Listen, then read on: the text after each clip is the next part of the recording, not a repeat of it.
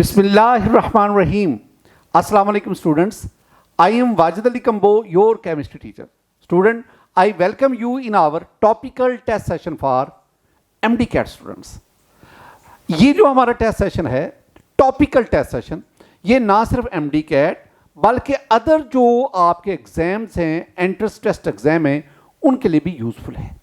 Student, आज हम unit 2 का आगाज कर रहे हैं और इसमें हमारा जो लेक्चर 1 है, इसमें हम atomic structure, I mean electron, proton, neutron और बाकी जो हैं प्लैंक्स क्वांटम थ्योरी और अदर एमसीक्यूज उनको टेस्ट करेंगे. Let's start.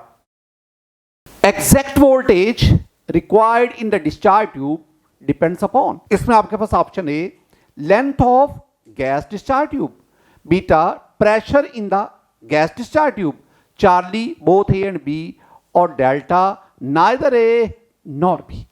अब सुनिएगा स्टूडेंट, ये जो हमारे पास क्वेश्चन है, क्वेश्चन इसमें ना डिस्चार्ज ट्यूब की बात हो रही है. डिस्चार्ज ट्यूब, ये जो डिस्चार्ज ट्यूब है ये कैथोड और पॉजिटिव रेज दोनों के लिए यूज होती है और इसमें कैथोड और पॉजिटिव रेज साइमल्टेनियसली प्रोड्यूस होती हैं. डिस्चार्ज ट्यूब में हम ये दो इलेक्ट्रोड्स लेते हैं. अब ये जो इलेक्ट्रोड्स हैं इनको हम बैटरी से कनेक्ट करते हैं. ये बैटरी पॉजिटिव टर्मिनल और ये मेरे पास नेगेटिव टर्मिनल आ गया. पॉजिटिव टर्मिनल को एनोड, नेगेटिव टर्मिनल को कैथोड कहते हैं.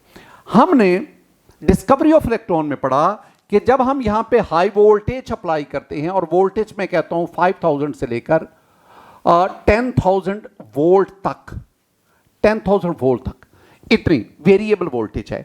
और इसके अंदर जो प्रेशर है, प्रेशर ऑफ गैस, वो हम 0.01 टॉर तक रिड्यूस करते हैं. अगर हम ये दो कंडीशन अप्लाई करें तो हमारे पास इसके अंदर कैथोड रेज और पॉजिटिव रेज दोनों प्रोड्यूस होती है. जो कैथोड रेज हैं, कैथोड रेज जो हैं वो कैथोड से एनोड की तरफ जाती हैं. These are cathode rays, they consist of electrons. Cathode rays are negatively a stream of negatively charged particles which were called electrons. और इसके बरक्स जो पॉजिटिव रेज हैं, जो एनोड रेज हैं, जो कैनल रेज हैं, वो इसके बिल्कुल अपोजिट मूव करती हैं. इसका तो इसका मतलब है कि इसमें साइमल्टेनियसली कैथोड रेज और पॉजिटिव रेज प्रोड्यूस होती है. अब ना क्वेश्चन इससे रेलेवेंट है. अब इसमें जो रेज हैं उनकी प्रोडक्शन वो किस पे डिपेंड करती है. यानी कि जो आप वोल्टेज अप्लाई करते हैं, एग्जैक्ट वोल्टेज 5000, 6, 7, 8 कितनी, क्या 10,000 चाहिए, 6 चाहिए, 7, वेरिएबल जो है वो कहते हैं दो चीजों पे डिपेंड करती है. वो पहली बात, length of the discharge tube.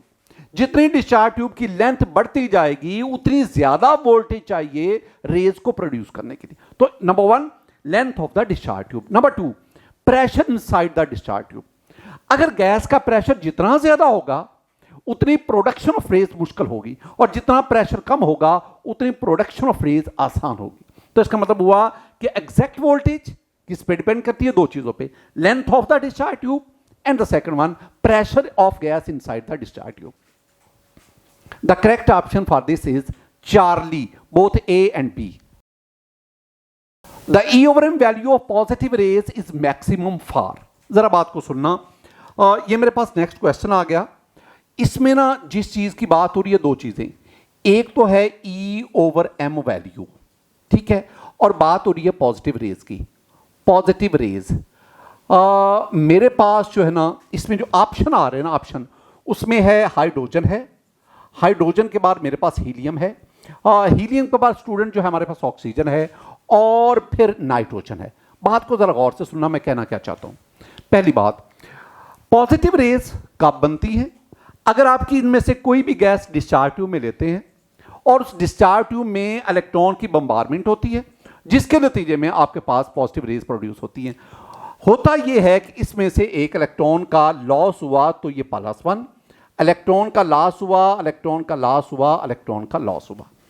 अगर आप हाइड्रोजन को इसमें बतौर सैंपल गैस लेंगे तो फिर आपके पास जो पॉजिटिव रे पार्टिकल बनेगा, मैं पार्टिकल की बात कर रहा हूं, पॉजिटिव रे पार्टिकल, तो जो पॉजिटिव रे पार्टिकल बनेगा ना वो ये होगा H2+1. और हीलियम के केस में ये, ऑक्सीजन के केस में ये और नाइट्रोजन के केस में ये पॉजिटिव रे पार्टिकल बनेगा. अब हमने क्या जानी E/M, और हमें कहा गया है कि बताएं इनमें से highest E over M value किसकी है? पहले ना ई ओवर एम वैल्यू में दो चीजें आती हैं, ए ई मीन चार्ज और M that stand for mass. तो आप इन सब का पॉजिटिव रेज जो है, इन सब की ई ओवर एम वैल्यू को कंपेयर कर लो। एक बात मैं मजीद आसान कर दूं, सब पे चार्ज +1 आता है, तो इसका मतलब चार्ज फैसला नहीं कर पाएगा। अब फैसला कौन करेगा? मैस। और मैस किधर है? डिनोमिनेटर में। इसका मतलब है कि इन चारों में से जिस पॉजिटिव रे पार्टिकल का मैस सबसे कम है, उसकी ई ओवर एम वैल्यू सबसे ज्यादा है। अब जरा इसमें देखो, इसका मैस आपको पता है, हाइड्रोजन के 2 एटम, मैस कितना हुआ? 2। इसका मैस 4, इसका मैस 2 ऑक्सीजन के एटम 16 + 16 32, और इसका मैस कितना होगा? 14 + 14 28।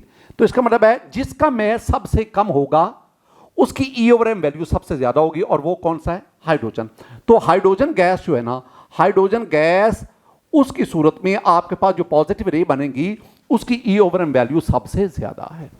Student, for this question your answer is alpha. Calculate the number of neutrons in the X90 234 atom produced after the emission of alpha particle. Student, ये क्वेश्चन अब हमें क्या कह रहा है? ये क्वेश्चन कह रहा है कि जनाब आपके पास ना एक एटम है X 90 234, और आप इसमें से क्या फाइंड आउट करना है? Number of neutron find out करने।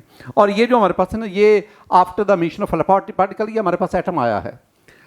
अब जरा चीज को देखें, ये जो 90 है ना, ये 90 है हमारे पास Z, ये 90 है मेरे पास प्रोटॉन नंबर, ये 90 है मेरे पास एटॉमिक नंबर, ये 90, ये नंबर ऑफ प्रोटॉन है, यानी इसका मतलब इस एटम के न्यूक्लियस में 90 प्रोटॉन है। और इसको देखो 234, ये क्या है? 234 ये हमारे पास है ए को हम क्या कहते हैं? हम ए को कहते हैं मैस नंबर। ए को एक और भी नाम दिया जाता है, इसे हम कहते हैं न्यूक्लियॉन नंबर। ये हमारे पास है। अब फार्मूला क्या है? फार्मूला ये है, आप लोगों ने पढ़ा हुआ है, कोई इसमें प्रॉब्लम वाली बात नहीं है। फार्मूला ये है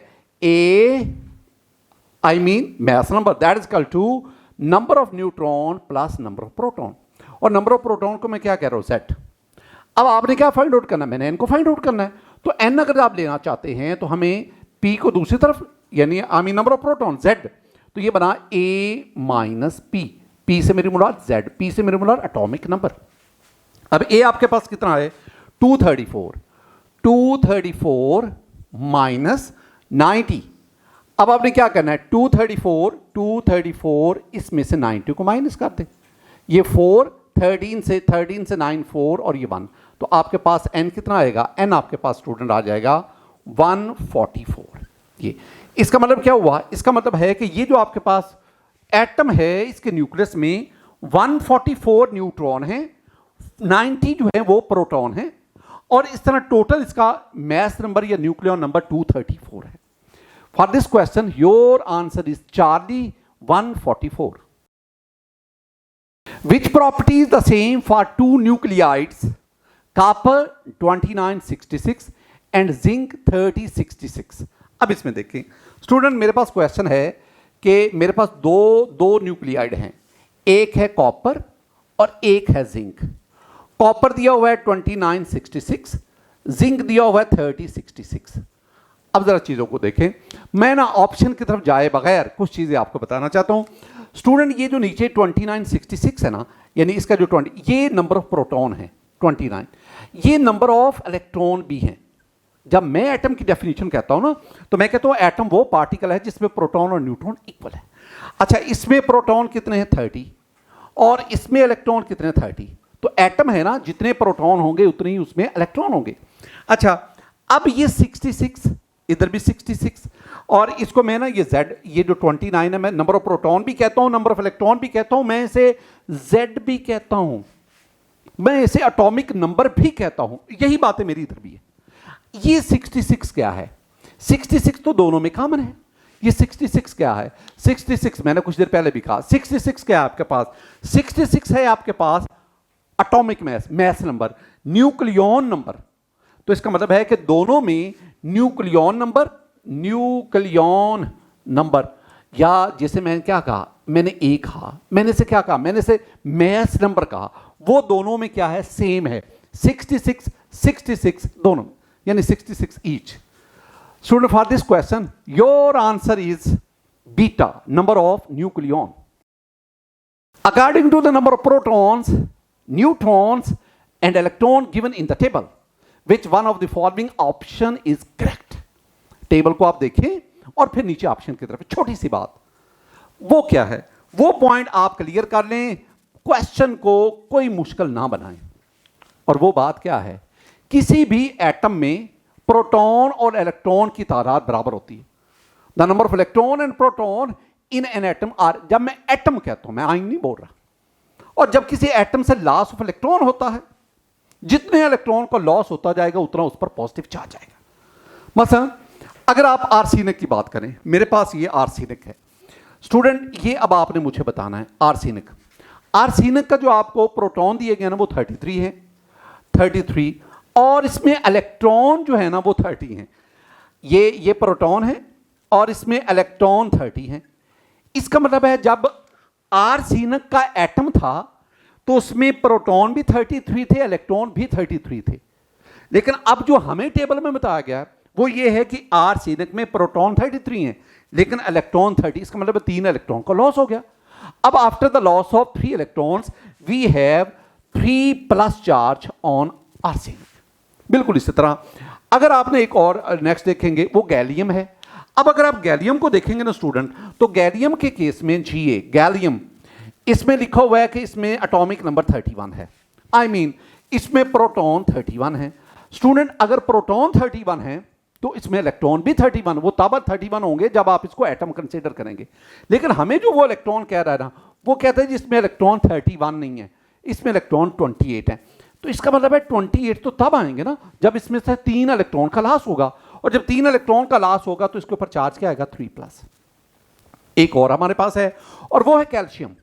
कैल्शियम में वो कह रहा है जी इसमें प्रोटॉन जो है वो 20 है. बिल्कुल, अगर 20 प्रोटॉन है और इलेक्ट्रॉन भी वो क्या कह रहा है, वो कहता है वो भी 20 है. अगर इलेक्ट्रॉन और प्रोटॉन बराबर हैं इसका मतलब है this one is an atom of calcium.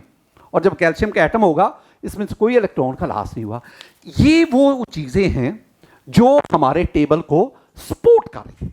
और अगर आप ऑप्शन की तरफ जाएंगे तो ऑप्शन में मुझे कोई जरा प्रॉब्लम नहीं है, और ऑप्शन मेरे पास है ए. स्टूडेंट, हमारे पास क्वेश्चन है कि which pair of ions have the same total number of electrons. Number of electron same किस में है. मेरे पास नेक्स्ट क्वेश्चन आ गया कि नंबर ऑफ इलेक्ट्रॉन. अब एक बात ध्यान में रखना है कि नंबर ऑफ इलेक्ट्रॉन्स अगर सेम हो, सेम, तो such species are called iso electronic species.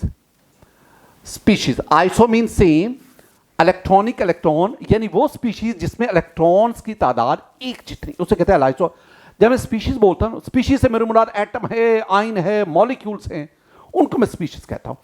अब आपने ऑप्शन में बताना है कि किन में इलेक्ट्रॉन एक जितने. मतलब आप ऑप्शन ए को देखेंगे, ऑप्शन ए में you have the sodium ion Na+1, you have the magnesium ion Mg2+, चले 1+2+. अब जरा गौर से सुनना, अगर आपके पास सोडियम हो, सोडियम आपको पता है ना सोडियम का एटॉमिक नंबर होता है, सोडियम का एटॉमिक नंबर होता है 11. तो इसका मतलब अगर मैं सोडियम एटम लूं, एटम, तो सोडियम एटम में 11 प्रोटॉन और 11 इलेक्ट्रॉन. लेकिन जब सोडियम आयन आया तो इसका मतलब है 1 इलेक्ट्रॉन का लॉस हुआ. तो सोडियम आयन के केस में यू हैव 10 इलेक्ट्रॉन्स. अब मैग्नीशियम की बात करें स्टूडेंट, मैग्नीशियम का एटॉमिक नंबर 12 है. अगर मैं मैग्नीशियम एटम लूंगा तो इसमें 12 इलेक्ट्रॉन, 12 प्रोटॉन. लेकिन Mg2+ का मतलब है there is a loss of 2 electrons. So after the loss of 2 electrons Mg2+ it has 10 electrons. Look at this, both these species have same number of electrons, each have 10 electrons. It means they are isoelectronic and that is our option. अब बाकी चीजों को भी देख लें, सिर्फ option पर ही इक्तफा ना करें, बाकी को भी देख लें. आपके पास बेटे जी है O- and O2-. Oxygen atomic number 8. अगर ऑक्सीजन एटम होता तो 8 इलेक्ट्रॉन 8 प्रोटॉन, -1 का मतलब है there is addition of 1 electron, so it has 9 electron. And in case of -2 it has 10 electrons. दोनों के नंबर ऑफ इलेक्ट्रॉन सेम नहीं है। Similarly you have the fluoride and you have the chloride. You know fluorine का atomic number 9, it means it has 9 electron. If it, in case of atom, it has 9 electron and proton, and after gaining 1 electron we have 10 electron here. Chlorine atomic number 17 proton, 17 electron. After gaining 1 electron it has now 18 electrons. Both have different number of electrons. Similarly we have the gallium and iron. You know gallium, its atomic gallium दिया हुआ है यहाँ पे 33+, and we have iron, that is ferric 3+. अब now it has atomic number 31. ये तो आपको याद करना पड़ेगा ना. After the loss it has 31 atomic number mean it has proton 31, it has electron 31 when it is an atom. जब atom की बजाय ये आयन की फॉर्म में आता है, it means there is a loss of 3 electron. Now it has 28 electrons. For iron atomic number of iron 26. It means in case of an atom, iron has 26 proton and 26 electron. After the loss of 3 electron, now it has 23 electron. Both have different number of electrons. So our option is, so for this question, the correct option is A. Which of the following nuclei is unstable? Unstable nuclei हम इसमें से choose करेंगे।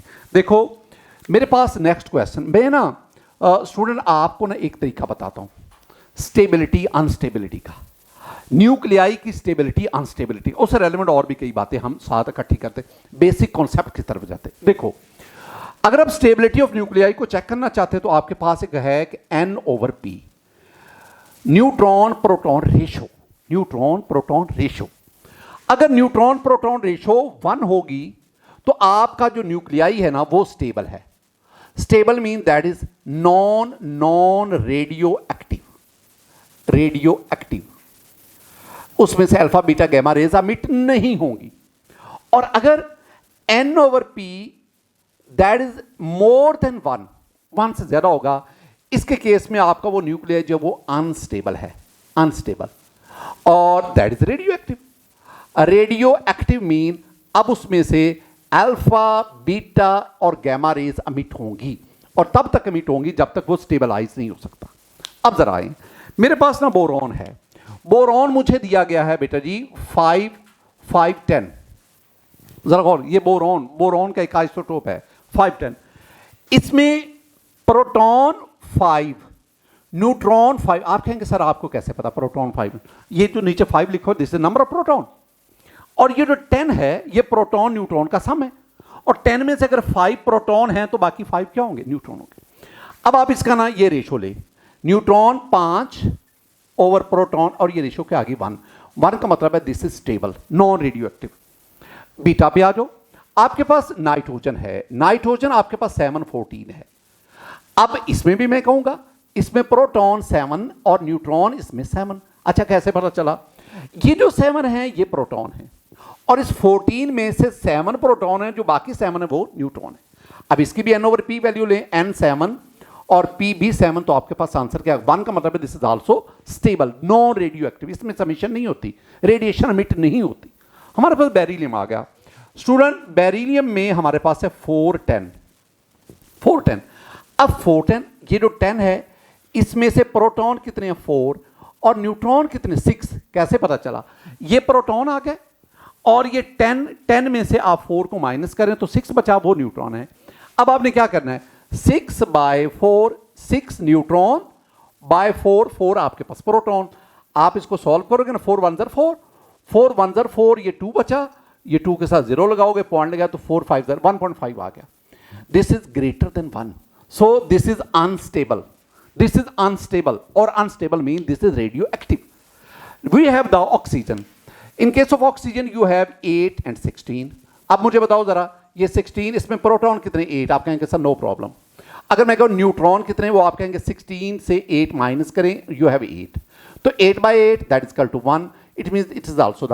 तो अगर आप इन चीजों को देखेंगे तो आपके पास जो आंसर आ रहा है ना student, that is Charlie, beryllium 410। If the E over M value of electron is 1.7588 10 to the power 11 coulomb per kg, then what would be the mass of electron in gram?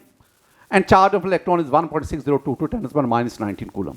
मुझे option की तरफ नहीं बढ़ना, मुझे इसको calculate करना है। देखो, हमें कहा गया इसमें कि आपके पास दो चीजें हैं। एक है कि आपके पास E over M value electron की दी गई है, that is 1.7588 cross 10 to the power 11 coulomb per kg minus 1 कह रहा हूं ये। और आपको एक और चीज भी दी गई, और वो अगर गौर से देखोगे ना, वो इलेक्ट्रॉन पर चार्ज है।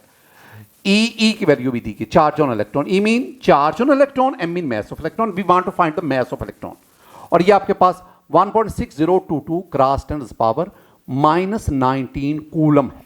ये दो चीजें, these are given in the statement, you have to calculate the mass. अब आप ऊपर वाले को ही देखो, आप काम क्या करो, मास को इधर ले जाओ और ये सारा इधर डिनोमिनेटर में क्रॉस चेंज करो, क्रॉस। तो इसका मतलब है ये सारी वैल्यू ये नीचे आएगी, मास इधर चला जाएगा। यानी मास मेरे पास ये आ गया, मास मेरे पास ये आ गया, ये m इधर चला गया, और ये सारी वैल्यू डिनोमिनेटर में आ गई। क्या बोला, 1.7588 cross 10 to the power 11 coulomb per kg, coulomb per.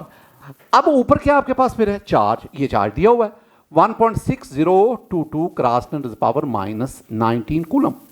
अब इसको सॉल्व करो, सॉल्व खुद करना, आपको आता है ये।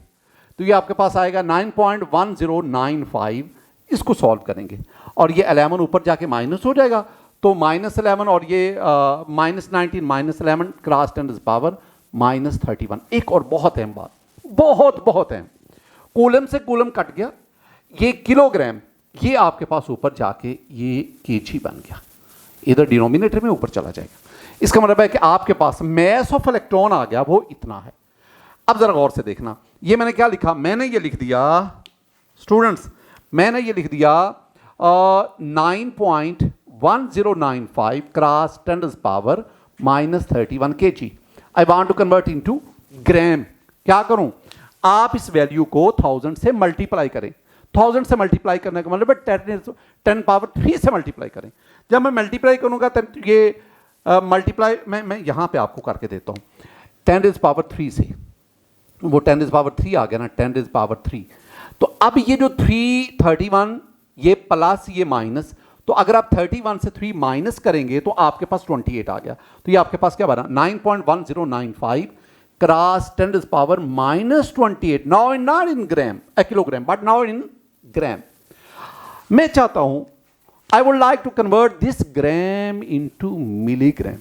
Again multiply with 10 to the power 3. 1000 से again multiply करें। जब 1000 से आप multiply करेंगे ना, now it will be 10 to the power minus 25. तो आपके पास ये आ गया 9.1095 cross 10 to the power minus 25 in case of milligram. हमसे क्या पूछा गया, हमसे पूछा गया ग्राम में बताइए।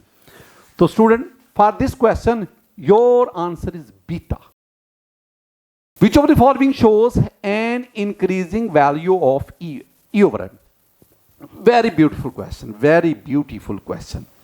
अब हमसे पूछा क्या गया है, हमसे पूछा गया है कि जनाब अली आप बताएं हमें कि आपके पास है इलेक्ट्रॉन, आपके पास है प्रोटॉन, आपके पास है न्यूट्रॉन, आपके पास है अल्फा पार्टिकल।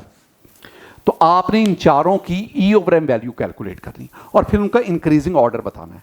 क्या कैलकुलेट करनी है, हमने इन सब की E over M value calculate करनी। ई क्या कह रहा हूं, चार्ज, एम क्या कह रहा हूं, मैस। मैंने इनकी चार्ज टू मैस वैल्यू, तो इसका मतलब मुझे इन सब का चार्ज का पता होना चाहिए, मुझे इन सब के मैस का पता होना चाहिए। वो सारी वैल्यूज आएंगी, मैं उसको पुट करूंगा, मेरे पास आंसर आ जाएगा। अब देखो, मैं पहले चार्ज की बात कर रहा हूं, चार्ज, फिर मैं मैस की बात करता हूं, फिर मैं इनकी ई ओवर एम वैल्यू की बात करता हूं, और एंड पे मैं ऑर्डर क्रिएट करूंगा। देखो, इलेक्ट्रॉन पे चार्ज आप जानते हैं, इलेक्ट्रॉन पे चार्ज कितना है, हम कहते हैं, आप कहते हैं जी इलेक्ट्रॉन पे जो चार्ज, ये इलेक्ट्रॉन है, मैं कहता हूं इस पे चार्ज कितना, आप कहते हैं जी इस पे चार्ज है -1। It's okay, this is the unit charge. मुझे उसका मैग्नीट्यूड बताओ। मैग्नीट्यूड वही है जो अभी हमने लिखा ना, ये वाला। तो इसका मतलब है इलेक्ट्रॉन पे चार्ज है 1.6022 क्रॉस 10 पावर -19 कूलम। अब what is the mass of electron, अभी तो कैलकुलेट किया है, ये किलोग्राम में ले लें, ये आ जाएगा आपके पास 9.1095 क्रॉस 10 पावर माइनस 31 किलोग्राम। मैंने किलोग्राम वाला ये वाली वैल्यू कह रहा हूं। अब क्या करूं? अब आप चार्ज ऊपर रखो, मैस पर डिवाइड करो। मैंने किया है पहले ये वाला, चार्ज ऊपर मैस पर डिवाइड किया तो मेरे पास ये वैल्यू आई। तो मेरे पास क्या आ गया? मेरे पास आंसर आ गया जी 1.7588 cross 10 power 11 coulomb per kg minus 1। ये all this is about electron. Now we move towards the proton. Proton पे सेम प्रोटॉन पे आपके पास स्टूडेंट आ गया, मैं वैल्यू सेम लिखूंगा 1.6022 क्रॉस 10 पावर माइनस 19 कूलम। अच्छा, इसका मैथ पता है? वो मैं रफ सा लिख देता हूं, 1.67 क्रॉस 10 पावर माइनस 27 केजी। ये इतना 1.67 क्रॉस 10 पावर माइनस 27 केजी। ये हमारे पास आ गया 9.6 cross 10 power 7 coulomb per KG. ये दूसरी बात आ गई।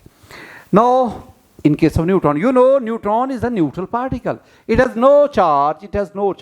In case of mass, it has 1.678 something, a slightly greater than mass of proton. 10 raised power minus 27 kg. A slightly greater than, वो you will manage it. अब zero, charge zero, mass इतना, answer zero. Your answer is zero. यानी EORM value for neutron is zero.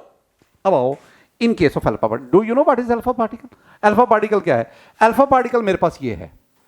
It has 2 proton, it has 2 neutron, it has plus 2 charge. ये. अब इसमें 2 proton हैं, 2 neutron हैं, plus 2 charge है. Let's start from the charge. E. We need the charge. ये एक proton पे charge, you have 2 proton, तो इसको डबल कर लो. 1.6 प्लस 1.6 दोनों को ऐड कर लो. जब आप ऐड करेंगे तो आपके पास ये बन जाएगा 3.1 क्रॉस 10 पावर माइनस 19 कूलम. ये क्या है? This one is the charge of 2 proton. अब मैस पे आ जाओ, 2 प्रोटॉन 2 न्यूट्रॉन, यानी आप ना 1.67 10 पावर माइनस 27 केजी, ये एक प्रोटॉन या एक न्यूट्रॉन का मैस है, या मैं लंबा करके कह रहा हूं, थोड़ा सा फर्क है ना. अब इस वैल्यू का 4 से मल्टीप्लाई करें. जब 4 से मल्टीप्लाई करेंगे you will have 6.6 cross 10 power minus 27 KG. It's okay. अब क्या करना है? अब आप ना ऊपर चार्ज यानी ये वाली वैल्यू, नीचे मैस यानी ये वाली वैल्यू लिखो, सॉल्व करो तो आपके पास क्या आएगा? आपके पास आएगा 4.69 cross 10 power 7 coulomb per KG. Student ये 4 वैल्यूज आ गई. अब इनमें सबसे बड़ी वैल्यू कौन सी है? वो साफ जरा 10 पावर 11 है. इसका मतलब है इलेक्ट्रॉन, इसकी ओवरएम वैल्यू सबसे ज्यादा है. अच्छा, उसके बाद कौन सा आता है? उसके बाद अगर आप देखोगे 9.6 10 पावर 7 बराबर आ गया 9.6 4.6, तो इसका मतलब ये बड़ी वैल्यू है. और वो कौन है? प्रोटॉन. इसके बाद आ गया प्रोटॉन.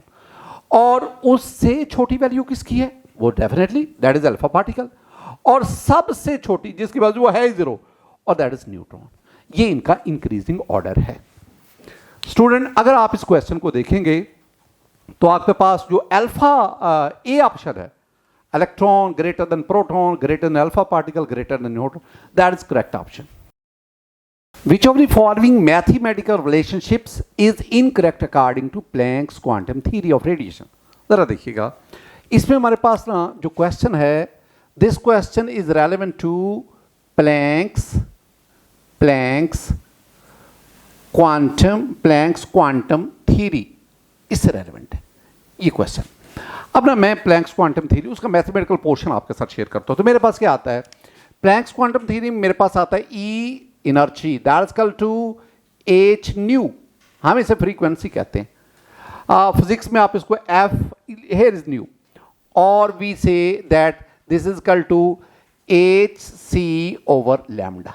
ये मेरे पास ना दिस इज द प्लैंक्स. अब ना इसमें कुछ चीजें आप अपनी तरफ से, एच जो है दैट इज प्लैंक्स कांस्टेंट. अब इसमें देख लो, इसमें अगर ये कांस्टेंट है तो इसका मतलब क्या हुआ? इसका मतलब है कि E directly proportional to nu. ये पहली बात आ गई. ये आपके जेहन में आ जाए। और एक और भी बात, आपको पता है ना कि फ्रीक्वेंसी और वेव नंबर, वेवलेंथ, क्या very simple, frequency is inversely proportional to lambda. ये तो बहुत सिंपल है।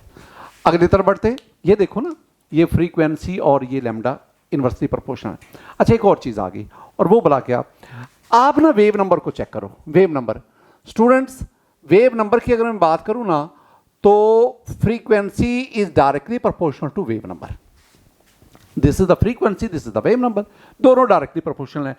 तो अगर आप E = hc न्यू बार भी आता है। अब हमारे पास, और आखिरी बात, अगर ये दोनों डायरेक्टली प्रोपोर्शनल है तो इसका मतलब है nu bar is also inversely proportional to lambda.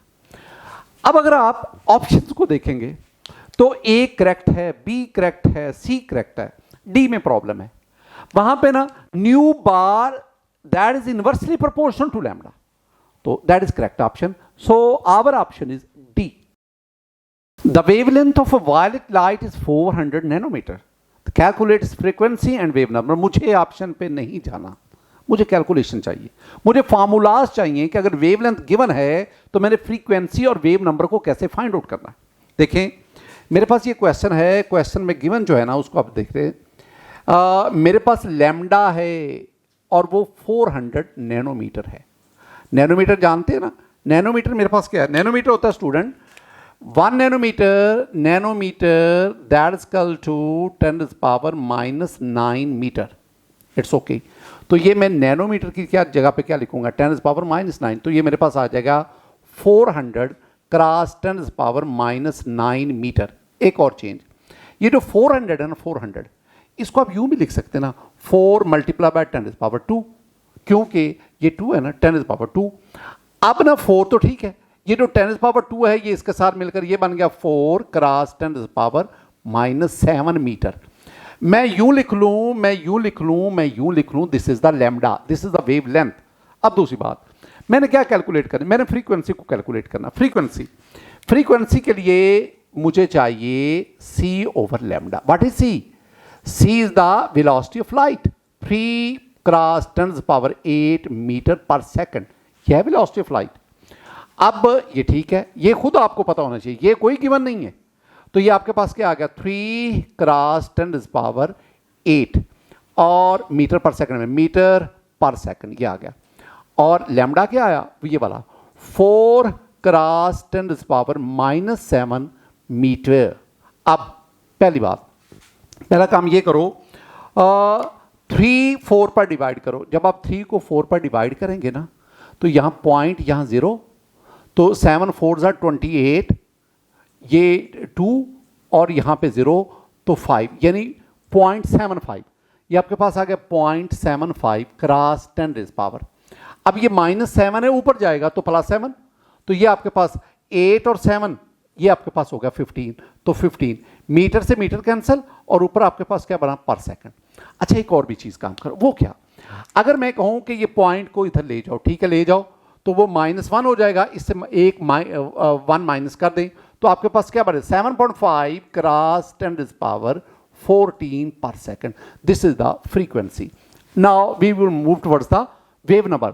For wave number that is equal to 1 over lambda.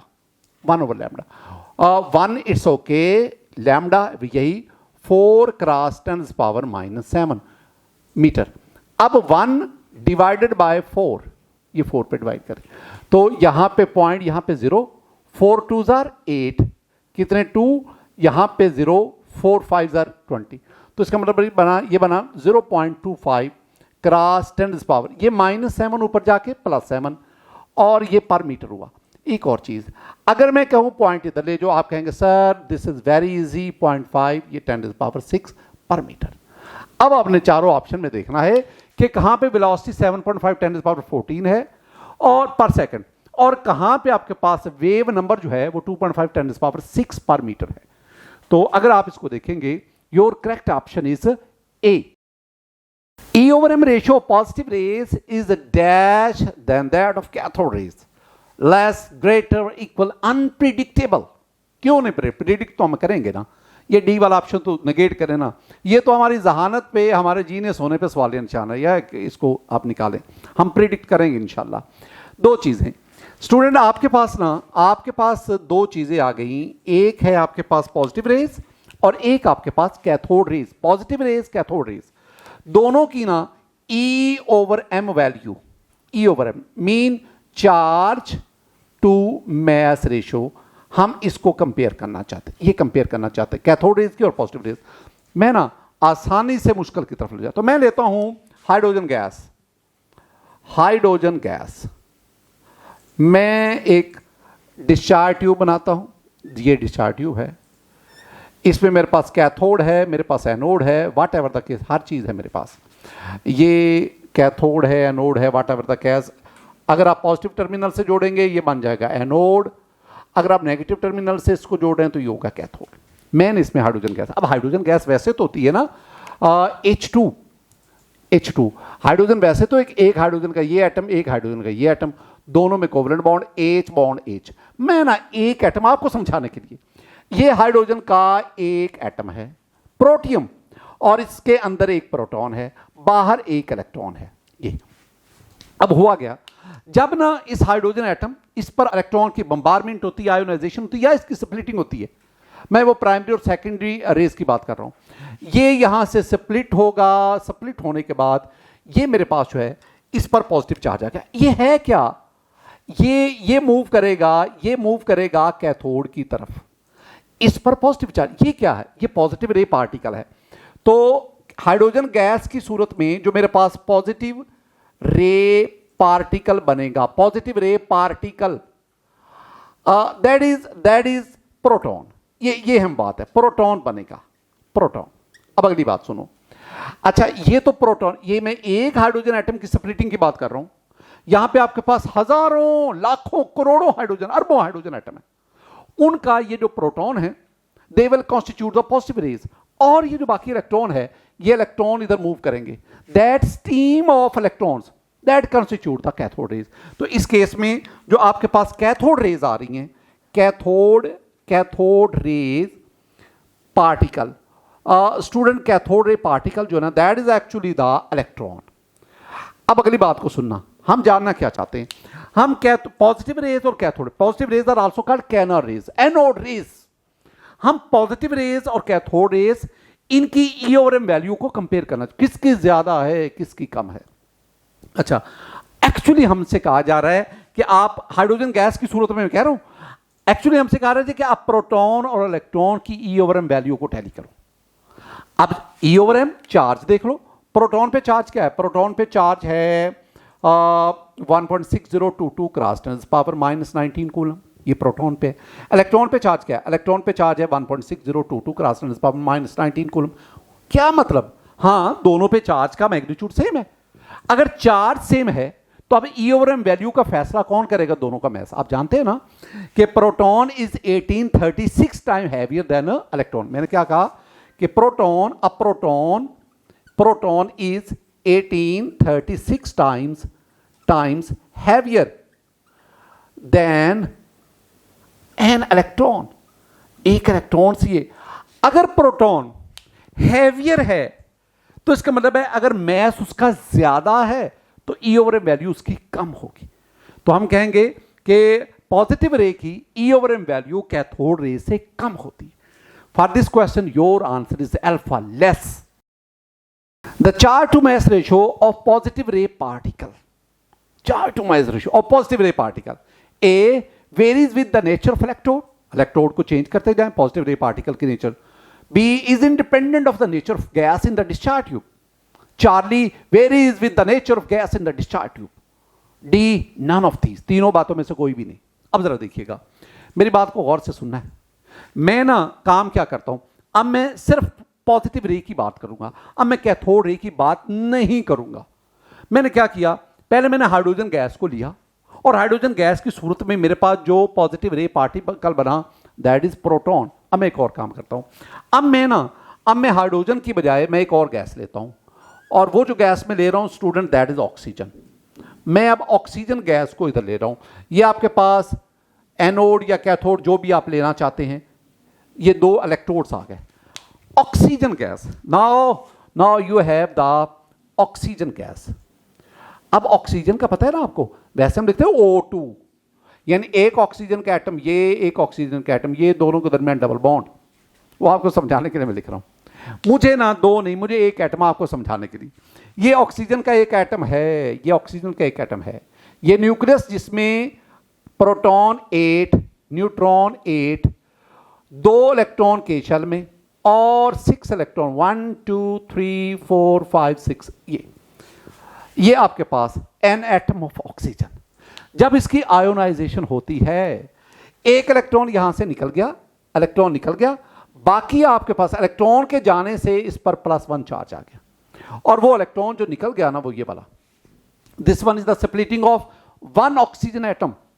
ऐसे खरबों के खरबों ऑक्सीजन एटम इसमें मौजूद है, और जब उन एटम की स्प्लिटिंग होती है, बम्बारमेंट ऑफ इलेक्ट्रॉन उनके ऊपर होती है, तो उसमें से इलेक्ट्रॉन निकलते गए, those electron will constitute the cathode rays, और बाकी जो हिस्सा बचा दैट इज द पॉजिटिव रे। अब इसमें जो बाकी हिस्सा बचा वो क्या बचा, बाकी हिस्सा जो स्टूडेंट इसमें बचा ना, उस हिस्से में आपके पास प्रोटॉन 8, न्यूट्रॉन 8, इलेक्ट्रॉन 2 इसमें, और इसमें 5 इलेक्ट्रॉन रह गए, 5 इलेक्ट्रॉन, ये प्लस आ गया due to loss of 1 electron, is the unipositive I.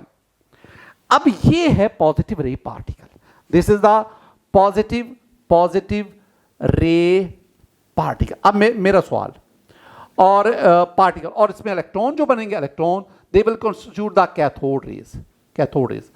अब जरा बात को गौर से सुनना, सिर्फ एक सेंटेंस है जिसके 2 हिस्से हैं। सेंटेंस का पहला हिस्सा क्या है कि आप ना डिस्चार्ज ट्यूब में जो मर्जी गैस लें, आप हाइड्रोजन को लें, आप ऑक्सीजन को लें, cathode rays will always consist of electron. 3 बातें सेम हैं, cathode rays, electron, beta particle, तीनों सेम है।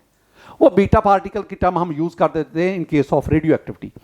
तो cathode rays, electron, beta particles, वो कब, जो मर्जी गैस आप लें, whichever the gas in the discharge tube, the nature of cathode rays remain the same. But जब आप गैस को चेंज करते हैं, जब हाइड्रोजन से ऑक्सीजन गैस पे आते हैं, पॉजिटिव रे पार्टिकल चेंज हो जाता है। हाइड्रोजन की सूरत में जो positive ray particle, that only consist of a proton, but in case of oxygen the positive ray particle consist of 8 proton, 8 neutron and 7 electrons. तो इसका मतलब क्या हुआ, इसका मतलब है कि डिस्चार्ज ट्यूब में अगर आप नेचर ऑफ गैस को वेरी करेंगे तो पॉजिटिव रेज की नेचर जो है, E/m वैल्यू जो है वो चेंज होती जाएगी। So for this question your answer, correct option is C, Charlie. A nuclear reaction must be balanced in term of, बहुत ही खूबसूरत, बहुत ही खूबसूरत। आपने न्यूक्लियर रिएक्शन इसको बैलेंस करना है, कैसे करेंगे? मेरी हद्दुल इम्कान कोशिश होगी कि मैं ये आपको समझाने की कोशिश करूं। मेरे पास एक न्यूक्लियर रिएक्शन है स्टूडेंट, न्यूक्लियर रिएक्शन मेरे पास है कि मेरे पास नाइट्रोजन है, नाइट्रोजन। पहले ना इसको शुरू करने से पहले मैं आपको एक छोटी सी बात बताता चलूं, ताकि वो मेरी गुफ्तगू का हिस्सा बने, मरकजी हिस्सा बने। मेन में उसको फोकस करना चाहता हूं। स्टूडेंट, रिएक्शंस जो होते हैं ना, रिएक्शंस 2 तरह के होते हैं। एक को हम कहते हैं केमिकल रिएक्शंस, केमिकल, और एक को हम कहते हैं दे आर न्यूक्लियर रिएक्शन। ये 2 तरह के रिएक्शन होते हैं, chemical and nuclear. Chemical reaction जैसे आप कहते हैं C+O2 goes to CO2, this is the chemical reaction. इसमें क्या होता है, इसमें एक्चुअली द लॉस और गेन ऑफ इलेक्ट्रॉन्स, इसमें इलेक्ट्रॉन का लॉस या इलेक्ट्रॉन का केस, इसमें बॉन्ड, रिएक्टेंट में बॉन्ड टूटते हैं, प्रोडक्ट में बॉन्ड बनते हैं। Chemical reaction is actually the game of electrons. अब इसमें क्या होता है, केमिकल रिएक्शन, उसको एक्सप्लेन करने के लिए we have the chemical equation. तो ये मेरे पास केमिकल इक्वेशन है, केमिकल इक्वेशन जो केमिकल रिएक्शन को एक्सप्रेस करती है। अब दूसरी तरफ न्यूक्लियर रिएक्शन में क्या होता है, न्यूक्लियर रिएक्शन में there is the decay, disintegration of nuclei. इसका मतलब इसमें क्या हो रहा है, इसमें डीके, या मैं दूसरा लफ्ज क्या बोल रहा है, इंटीग्रेशन ऑफ न्यूक्लियाई होता है, न्यूक्लियाई। ये 2 चीजें। अब जरा गौर पे आइएगा, मेरा फोकस न्यूक्लियर रिएक्शन पे है। ये न्यूक्लियर रिएक्शन है, न्यूक्लियर रिएक्शन है मेरे पास नाइट्रोजन 714 प्लस न्यूट्रॉन, और मेरे पास it converts into beryllium 511 plus alpha particle 24. This one is alpha particle. This one is a nuclear reaction and the equation written that's called a nuclear equation. अब इसमें ना दो बातें ज़हन में आपने रखनी है। वो पूछ रहा है कि इसमें न्यूक्लियर इक्वेशन रिएक्शन जो इसको बैलेंस करने के लिए मैस एनर्जी चाहिए, सिर्फ मैसेज चाहिए, सिर्फ एनर्जी चाहिए, नंबर ऑफ इलेक्ट्रॉन वाली तो बात ही निकाल देना। ये सारे का सारा न्यूक्लियाई से कंसर्न है, इलेक्ट्रॉन की तो उसमें बात ही नहीं। तो ये ऑप्शन तो गया। अब फड्डा जो है ना वो मैस और एनर्जी के दरमियान है। अब पहले मैं एक कॉमन बात करता हूं। अगर मैं कहूं तो आप कहेंगे सर इसमें ना दोनों साइड पर प्रोटॉन और न्यूट्रॉन की तादाद बराबर है।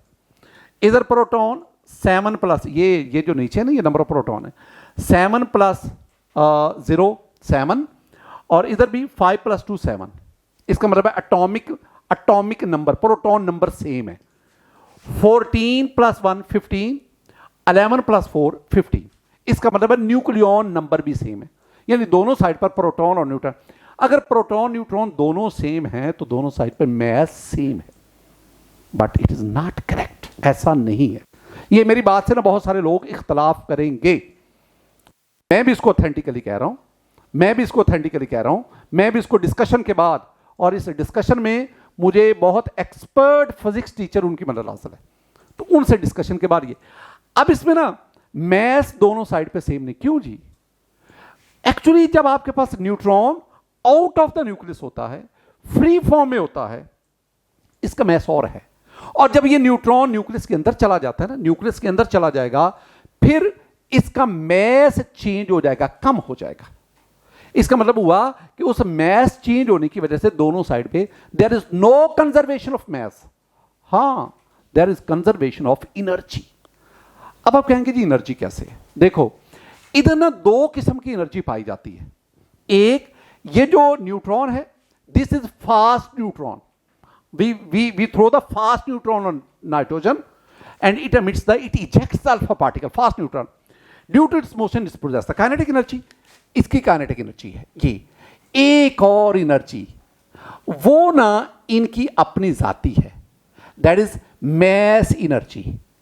अब आप कहेंगे ये तो हमने आज पहली दफा बात सुनी है। नहीं, पहली दफा नहीं है। a body exists, a substance exists because it possesses mass, it possesses energy. मैंने क्या कहा? a substance exists because it possesses energy. कोई भी चीज इसलिए एग्जिस्ट करती है क्योंकि वो एनर्जी रखती है, और वो एनर्जी उसके मैस की सूरत में। इधर के mass energy plus kinetic energy add करो, इधर की मैस एनर्जी और अल्फा पार्टिकल मूव करते हैं, इनकी काइनेटिक एनर्जी वो ऐड करो, तो दोनों साइड पर सम सेम आएगा। इसका मतलब है कि in this equation law of conservation of energy apply होता है, law of conservation of mess apply नहीं होता। वो law of conservation of mess, law of definite proportion, वो ऊपर केमिकल रिएक्शन की सूरत में अप्लाई होते हैं। तो what should be the your answer student? In this case our answer is only energy, यानी दोनों साइड पर, न्यूक्लियर रिएक्शन की बात कर रहा हूं, न्यूक्लियर रिएक्शन में दोनों साइड पर ओनली एनर्जी बैलेंस करनी पड़ती है। Which one of the following determines the position of an element in the periodic table? Periodic table, अगर आप मॉडर्न पीरियोडिक लॉ को समझते हैं ना, the properties of an element is the periodic function of their atomic number. Atomic number. What do you mean by atomic number? Is proton number. तो periodic table में elements की जो position है उसको हम एटॉमिक नंबर से, proton number से define करते हैं, मालूम करते हैं। Your answer is very simple, that is proton number. A proton is identical with alpha particle, beta particle, ionized hydrogen atom, none of these. Let's see. पहले मैं student बात करता हूं अल्फा पार्टिकल की। जरा बातों को गौर से सुनते जाना। मैं इसके अंदर और छुपी हुई बातें भी आपके सामने लाता हूं। फिर मैं बात करता हूं बीटा पार्टिकल्स की, बीटा पार्टिकल। फिर मैं तीसरी बात की तरफ आता हूं। स्टूडेंट अल्फा पार्टिकल क्या है? अल्फा पार्टिकल है आपके पास ये ना, हीलियम का एटम है, पहले गौर से सुनो बात मेरी, ये helium atom, proton, two neutron and we have 2 electron. अब हुआ क्या, इस हीलियम एटम में से हमने क्या किया, हमने 2 इलेक्ट्रॉन को निकाल दिया, -2 इलेक्ट्रॉन, ये भी निकल गया, ये तो बाकी तो उसका न्यूक्लियस बच गया। इसका मतलब है now we have 2 proton 2 neutron and positive 2 charge. This one is called alpha particle. This one is called represented by He24. It has 2 proton, it has 2 neutron, but it has no electron. कोई इस पे electron, charge इस पे क्या है, +2, charge इस पे +2, और this is heavy particle. All this is about, जब मैं न्यूक्लियर इक्वेशन लिखता हूं ना तो उसमें ये 2 4 it represent the alpha particle. Why it is called alpha mean 1 in Greek, alpha mean 1, beta mean 2, gamma mean 3, eta mean 4 and so on. ये उनके ना 1 2 3 जैसे हम 1 2 3 कहते हैं ना, उनके 1 2 3। एक तो ये बात, ये अल्फा पार्टिकल आ गया। दूसरी बात आ गई, दैट इज बीटा पार्टिकल। बहुत खूबसूरत बात स्टूडेंट, बहुत ही खूबसूरत बात। बीटा पार्टिकल, 3 चीजों को आप मिक्स नहीं होने देंगे। बीटा पार्टिकल एक कैथोड रेज एंड इलेक्ट्रॉन्स, ये एक ही चीज है। Beta particles, cathode rays, electrons, ये एक ही बात है। स्टूडेंट नेक्स्ट हमारे पास, ये मेरे पास ना हाइड्रोजन का एटम है। अब असल काम की तरफ आए, असल मुद्दा की तरफ आए। ये मैं प्रोटियम की बात करूंगा, प्रोटियम ही हमें मिलता है ना, most abundant and most stable isotope. इसमें प्रोटॉन 1 और बाहर 1 इलेक्ट्रॉन है। What is this is hydrogen atom. अब मैं काम क्या करता हूं, मैं इस हाइड्रोजन एटम में से इलेक्ट्रॉन को निकाल देता हूं, -1 इलेक्ट्रॉन। अब मेरे पास सिर्फ और सिर्फ न्यूक्लियस बच गया। न्यूक्लियस क्या बचा, न्यूक्लियस खाक बचा। मेरे पास तो ये एक प्रोटॉन बच गया, प्रोटॉन था ना, उसी प्रोटॉन को तो हम न्यूक्लियस कह रहे थे। इसका मतलब है ये मेरे पास बचा, इसको मैं कई नाम दूंगा, इसे मैं कहूंगा H पॉजिटिव। क्यों जी, ये H है after the loss of electron, this is called hydrogen ion. अच्छा, इसको हम एक और भी का नाम देते हैं, हम इसे कहते हैं this is ionised hydrogen atom, this is ionised hydrogen atom. Okay, एक और भी बात है, ये प्रोटॉन ही है ना, तो इसे हम प्रोटॉन कहते हैं। तो स्टूडेंट, जब भी मैं प्रोटॉन बोलूं, आप मुझे कहोगे सर H पॉजिटिव की आप बात कर रहे हैं, आप मुझे कहना कि सर आप आयोनाइज्ड हाइड्रोजन एटम की बात कर रहे हैं। तो for this question our correct option is Charlie, ionised hydrogen atom. The more stable isotope of sodium is Na23. The atom Na24 can undergo radioactive decay via beta negative emission, alpha emission, beta positive emission, gamma radiation। सब बातों को समझना, बहुत knowledge है इस question में, जरा समझना स्टूडेंट। पहले तो बात, मेरे पास ना 2 आइसोटोप्स हैं। पहले मैं तमहीर बनाता हूं, फिर मैं असल चीज की तरफ आऊंगा। मेरे पास आइसोटोप्स है सोडियम के 2 आइसोटोप्स, एक है Na1123, एक है Na1124, ये 2 आ गए। अब आपने ना इनमें स्टेबिलिटी को देखना है, कौन ज्यादा स्टेबल है, कौन अनस्टेबल है। अच्छा, आप ना स्टेबिलिटी के लिए मेरे पास जो तरतीब है वो है N/P, नाइट्रोजन प्रोटॉन रेशो। अब ना मैं इन दोनों की N/P जानना चाहता हूं। पहले आप इसकी बात करें स्टूडेंट, ये जो 23 है ना, इसमें से प्रोटॉन है 11 प्रोटॉन, और ये 11 आ गए, 11 प्रोटॉन और 11 प्रोटॉन आ गए। अब 23 से 11 प्रोटॉन निकाल दो, बाकी आपके पास 12 बचा, वो 12 न्यूट्रॉन है, ये 12 आ गया। 12/11, 12/11, 11 1 11, 11 1 11, आपके पास इधर से क्या बचा, 1 बचा। अब यहां 0 लगाओ तो यहां 0 आ जाएगा, नो, फिर आपको यहां 0 लगानी पड़ेगी, फिर यहां पे 100 आएगा। तो अब 11 9 सर, यानी 1 पॉइंट, मैं कहूंगा 1.09 समथिंग, यानी वेरी क्लोज टू, यू में से very close to 1, round off करेंगे 1 आएगा। और मैंने क्या कहा था कि अगर N/P वेरी क्लोज टू 1 होगा, that in case of 1123 sodium isotope. तो दिस इज स्टेबल, तो दिस वन इज स्टेबल। और स्टेबल होने, मैं इसकी बात कर रहा हूं, दिस इज स्टेबल, और स्टेबल होने की वजह से this is non radio active. अब दूसरी तरफ आ जाओ, अब आप इसकी बात कर लो, इसकी। अब इसमें क्या है, एन ओवर पी ले आओ, एन न्यूट्रॉन प्रोटॉन। अब इसमें देखो प्रोटॉन 11, इट्स ओके, और 24 में से आप 11 माइनस कर दो तो आपके पास कितने बचेंगे, 13। अब आपने क्या करना है, 13 डिवाइडेड बाय 11, 11 1 सर 11, आपके पास कितने बचे, 2, यहाँ पॉइंट यहाँ पे 0, 11 रफली 11 2s आर 20, 22 बचेगा, 20 राउंड में, तो ये रफली 1.2 इसके करीब आ रहा है। अब इसमें जरा देखो, यहां पे एन ओवर पी ऑलमोस्ट 1 और यहां पे मोर देन 1, तो मैंने क्या कहा था कि अगर N over P ratio greater than 1 होगी, 1 से ज्यादा होगी, तो दैट इज अनस्टेबल, वो अनस्टेबल होगा। अनस्टेबल का मतलब है वो रेडियो एक्टिव होगा, उसमें से एमिशन होगी। पहले तो ये तमहीर बनी ना।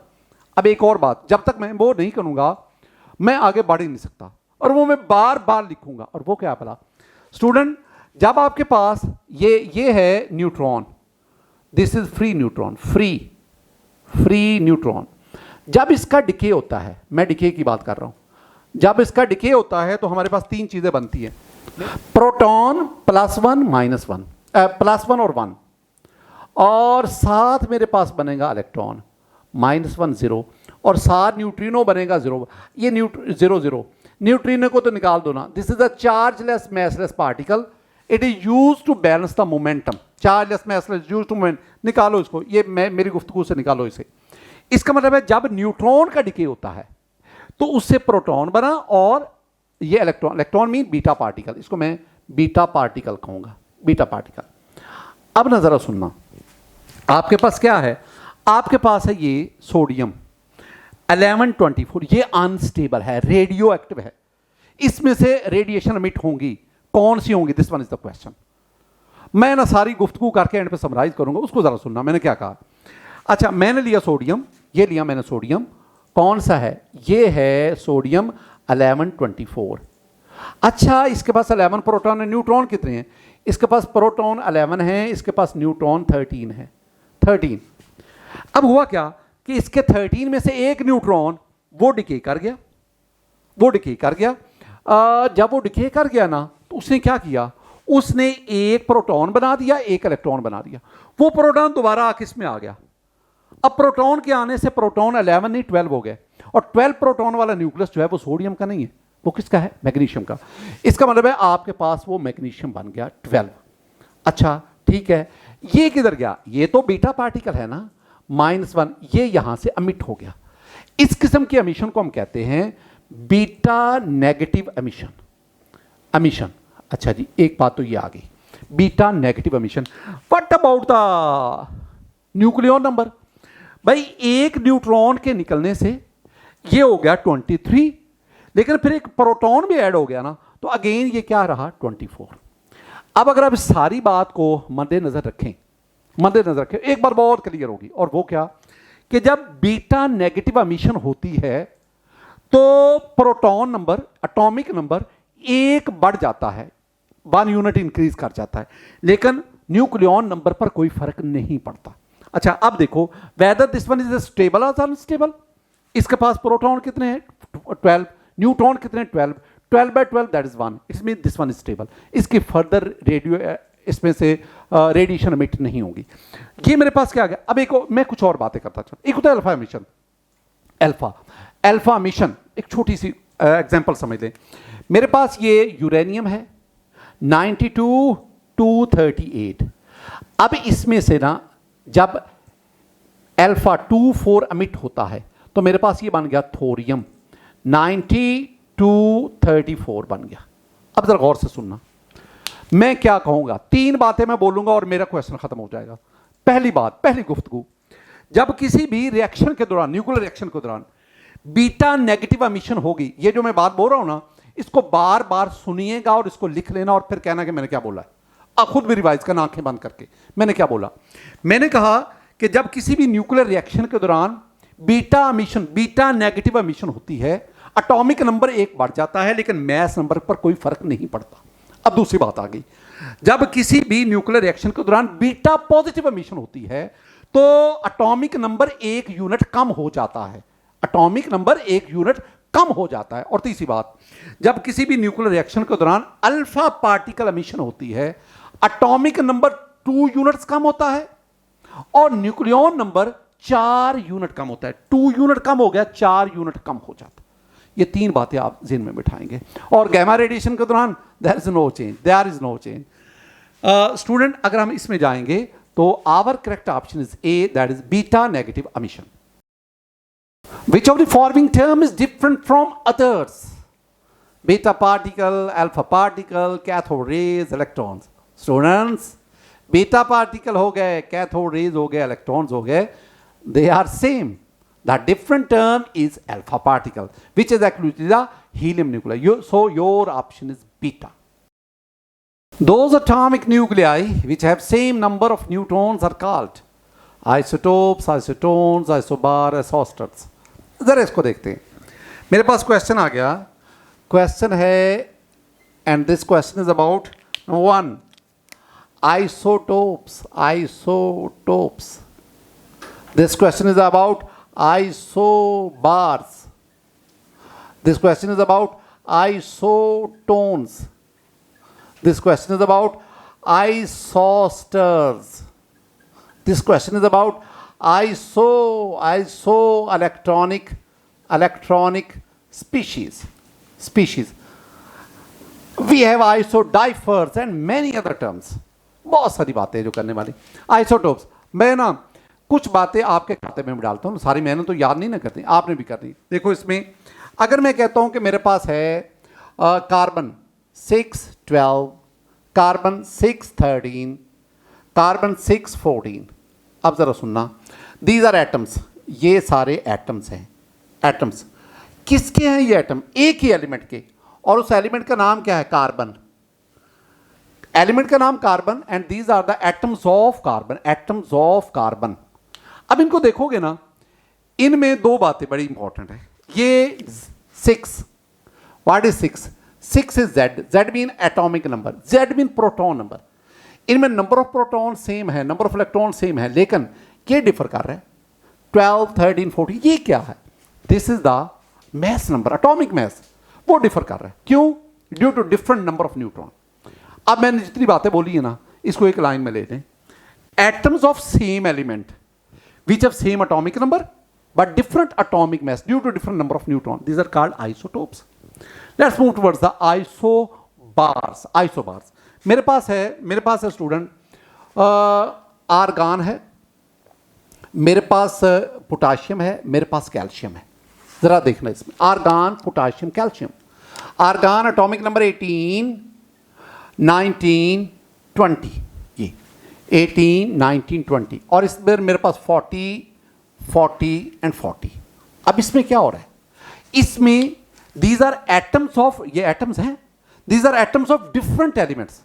ये आर्गान का potassium, atoms of different element, they have different atomic number 18, 19, 20, but they have same atomic mass, they have same nucleon number, they have same mass number. तो ये आपके पास दूसरी बात। अब ये जो मैं बोलता हूं ना, इसको लिख लेना, यानी atoms of different element, different elements की आप बात करो, एटम्स ऑफ डिफरेंट एलिमेंट्स। क्या है इसमें? डिफरेंट, जेड डिफरेंट है but same A, atomic mass same है। We have the isotones, tones, number of neutron, जिनमें नंबर ऑफ न्यूट्रॉन सेम है। मेरे पास एग्जाम्पल से बात करूंगा ना। एग्जाम्पल में मेरे पास स्टूडेंट हैं सिलिकॉन, फास्फोरस, और मेरे पास सिलिकॉन आ गया, फास्फोरस आ गया, बल्कि ना मैं इसको लेता हूँ, ठीक है, सिलिकॉन ले लेता हूँ, फास्फोरस और सल्फर तीनों को लेते, इसमें हम ढूंढ लेंगे। Silicon atomic number 14, 15 and sulphur 16, atomic number, proton number, ये हो गया 30, 31 एंड 32। अब मुझे एक बात बताओ कि प्रोटॉन 14 है, तो बताओ सिलिकॉन में न्यूट्रॉन कितने होंगे? आप भला क्या करोगे? आप ये काम करोगे कि 30 में से 14 को माइनस करोगे, तो 30 में से 14 को माइनस करोगे तो कितना आएगा 16। चलें इधर मुझे बताओ न्यूट्रॉन कितने होंगे। 31 में से 15 तो प्रोटॉन हो गए, तो 31 में से 15 माइनस करो, 16 बचे, वो होंगे न्यूट्रॉन। इधर मुझे बताओ न्यूट्रॉन कितने होंगे। 32 में से 16 तो प्रोटॉन है, तो बाकी जो 16 है दे आर द न्यूट्रॉन। अब ये तीन चीजें आ गई। अब इसमें क्या है, these are atoms of different elements, they have different atomic number, they have different atomic mass, but they have same number of neutron। जहां पे same number of neutrons आएगा तो इसका मतलब है they are called isotones। यही आपका question भी है। आइसोस्टर्स दो बातें, मेरे पास है कार्बन डाइऑक्साइड, मेरे पास है CO2, मेरे पास है नाइट्रोजन डाइऑक्साइड। अच्छा, इनमें दो चीजें कॉमन हैं, नंबर वन, इन दोनों में नंबर ऑफ एटम्स कॉमन है, नंबर ऑफ एटम्स। अच्छा, वो कैसे कॉमन है भाई? इसमें देखो, 2 ऑक्सीजन के एटम, 1 कार्बन का, 3 एटम। इसमें 2 नाइट्रोजन के एटम, 1 ऑक्सीजन का, 3 एटम। दूसरी बात, इनमें ना नंबर ऑफ इलेक्ट्रॉन्स भी सेम है, एक जितने हैं। कार्बन में इलेक्ट्रॉन कितने होते हैं? 6। 2 ऑक्सीजन में कितने हो गए? 8 और 8 16, 16 और 6 कितने हो गए? 22। नाइट्रोजन में कितने? 7, दूसरे में 7, 14, 14 और 8 22। तो दोनों में नंबर ऑफ इलेक्ट्रॉन भी एक जितने हैं। आइसोस्टर्स क्या कहोगे? दो species having same number of atoms and electron, they are called isoster. Isoelectronic species, वो आइसोइलेक्ट्रॉनिक, देखो मैं लिखता हूं O2 माइनस, मैं लिखता हूं F-1, मैं लिखता हूं Ne, मैं लिखता हूं Na+1, मैं लिखता हूं Mg2+, मैं लिखता हूं Al3+। सब में देख लो, इन सब में 10 इलेक्ट्रॉन्स ईच, 10 इलेक्ट्रॉन होंगे। दो species, when I say the species I mean atom, ion, molecule. दो species which have same number of electron, they are called isoelectronic species. ये सारी बातें आपकी फिंगर टिप्स पे होनी चाहिए। Student, for this question our answer is beta isotones। When an element successfully emit 1 alpha particle and 2 beta particles, new element obtained called। जरा बात को सुनना, पहले सुनना मैं कहना क्या चाहता हूं। मेरे पास स्टूडेंट यूरेनियम है, यूरेनियम U92 234, 238 ले लेता हूं, 94 238। मैं पहला काम करता हूं, इसमें से मैं एक अल्फा पार्टिकल अमिट करवाता हूं। जब मैं अमिट करवाऊंगा तो मेरे पास बन जाएगा थोरियम, TH, थोरियम, और एक अल्फा पार्टिकल अमिट हो गया 24। तो अब मेरे पास ये बात क्या, 92 238। अब ये मेरे पास कितना रहेगा? 90, और ये 4 माइनस करें तो ये 234 बन गया। This one is the emission of alpha particle. अच्छा, पहली बात होगी, जब अल्फा पार्टिकल एमिट हुआ तो प्रोटॉन नंबर 2 कम हो गया यूनिट, और mass number, nuclear number 4 unit कम हो गया। अब अगली बात सुनो, अब ले थोरियम, TH, थोरियम 90 234। अब आपने इसमें से -10 आपने बीटा पार्टिकल रिमूव करवाना है, बीटा पार्टिकल।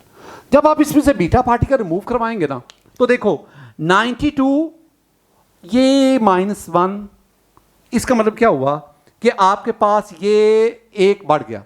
अब आपके पास ये बन गया प्रोटेक्टेनियम, इट्स एटॉमिक नंबर इज 91। देखो 91 - 1 दैट इज इक्वल टू 90, और इसमें 234। कुछ देर पहले मैंने आपसे एक बात की थी, मैंने आपसे कहा था कि जब न्यूक्लियर रिएक्शन के दौरान बीटा माइनस एमिशन होती है, this one is the beta negative emission.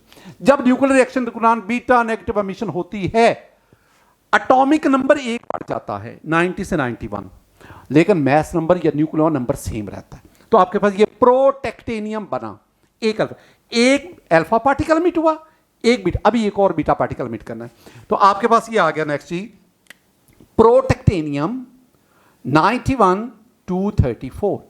इसमें से ना एक और आप बीटा पार्टिकल एमिट करो, this is the beta particle, beta negative particle. जब ये एमिट होगा, अब आपके पास ये एक और नंबर बढ़ जाएगा, और ये बनेगा तो आपके पास यूरेनियम बन जाएगा 92 234। अब जरा गौर से सुनना, निकले कहां से? यहां से, आए कहां पे? यहां तक। ये क्या है? ये है यूरेनियम 92-238। ये क्या है? यूरेनियम 92-234। क्या बात है, ये दोनों एक दूसरे के क्या हैं? ये दोनों एक दूसरे के आइसोटोप्स हैं। मतलब दोनों का एटॉमिक नंबर सेम है, they differ on the mass number, so these are isotopes. तो इसका मतलब क्या हुआ कि जब किसी एलिमेंट से एक अल्फा पार्टिकल और दो बीटा पार्टिकल कंसेक्टिवली निकलते हैं तो आपके पास उसी का आइसोटोप, एक और आइसोटोप हासिल होता है। Student, for this question your answer is isotope beta. Student, ये था हमारा आज का लेक्चर लेंथी हो गया, बड़े हौसले से आपने सुना, आपका बहुत बहुत शुक्रिया। अल्लाह ताला हमारी इस मेहनत को, हमारी इस काविश को अल्लाह ताला अपनी बारगाह में कबूल करे और अल्लाह ताला हमसे खुश हो जाए। कहते हैं जिससे अल्लाह खुश हो गया उससे कायनात का हर एक ज़र्रा खुश हो जाता है, और जिससे अल्लाह की ज़ात नाराज़ हो जाती है कायनात की हर चीज़ उससे मुंह मोड़ लेती है। तो हमेशा कोशिश किया करें कि आपके अमल से, आपकी ज़ुबान से किसी और को तकलीफ ना